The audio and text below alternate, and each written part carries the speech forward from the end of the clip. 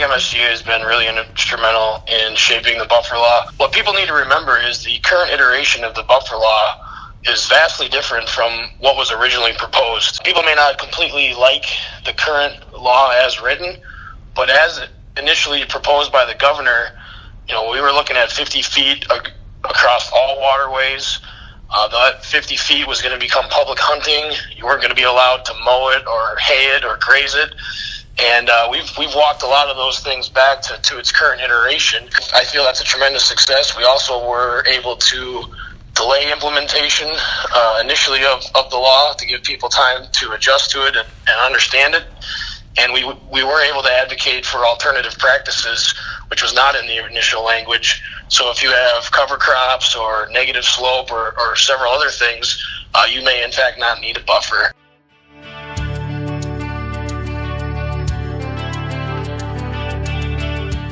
So we were able to get a property tax relief bill signed, which allows a 40% buy down of school levies in the past 5 years and any school levy going forward. This was considered the compromise bill from the house garage and 1 acre, which is probably more preferred by farmers, but nonetheless, we were able to help ease the burden on property taxes.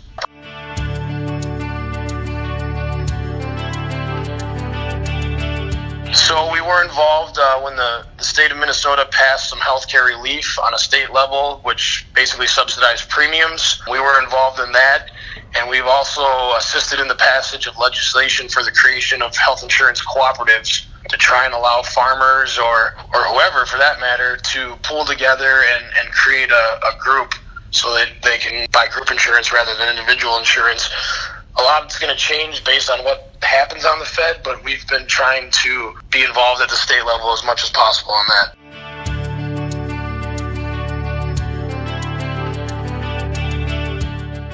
We thought the dicamba drift task force was necessary to help mediate the discussions between producers, industry, the Department of Ag, the cooperatives, and basically all parties involved. There were a number of complaints coming in about off-target movement of the chemical, and a lot was unknown about the conditions or the severity of it. The industry didn't think there was a problem. Regulators wanted to basically ban the product altogether, and we thought somewhere in the middle was the more tempered approach. We recognized that some farmers need dicamba if they have resistant weeds. We thought this was an important tool that needed to stay around for those farmers that needed it. But we also recognized that there were some problems and that off-target movement is really not acceptable, and we needed to protect those farmers who chose not to use it or didn't want to use it. And so we tried to use best science approaches to mediate that discussion and find a compromise where we could still keep the product around but have additional restrictions to protect farmers.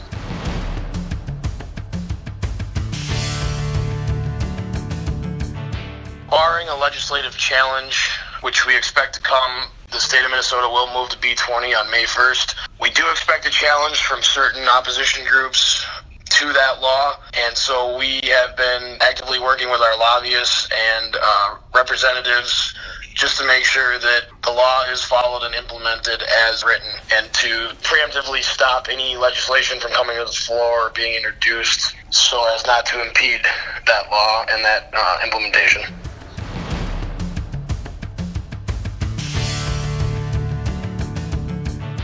In the past, MSGA has been a very good backstop, if you will, against onerous regulation. But if you step back and you look, from my perspective, I see environmental groups and people opposed to modern agriculture introducing bills and asking for things that moves the needle. It's the proverbial 2-step forward, 1 step back. They ask for a whole bunch of crazy regulations, and they move the needle way over to their side, and then we go in and we walk it back, and we do a good job of doing that. But over the course of the past 5-10 years, the regulations keep coming, the restrictions are getting greater, and we are essentially just slowing that down. We haven't stopped it. We haven't put out any bills or regulations that actually help farmers. We've just slowed the bleeding. That's not a knock on our organization or what we do. It's the reality of the situation we face at the Capitol, the lack of knowledge of people about agriculture, urban versus rural, the size of demographics of farmers. We face an uphill battle, but I think it's time that we start going the other way, that we start moving the needle 2 steps in our direction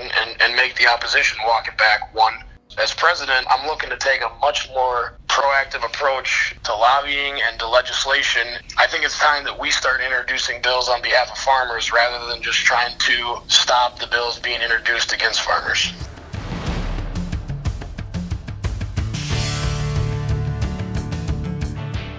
You look at what MSGA does for farmers, and you look at what it costs to invest in our organization to become a member, and the benefits far outweigh the expenses.